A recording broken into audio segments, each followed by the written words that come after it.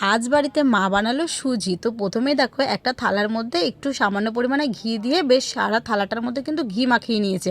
এবার কড়াইতে অল্প পরিমাণে ঘি আর গোটা এলাচ ফোড়ন দিয়েছে, দিয়ে এবার সুজিটা কিন্তু এর মধ্যে দিয়েছে। সুজিটা একটুখানি ভাজা ভাজা করে নিয়েছে, লাল লাল করে সুজিটা বেশ ভাজা করে নেবার পর উপর থেকে দেখো কাজু বাদাম কিশমিশ ছড়িয়ে দিয়েছে।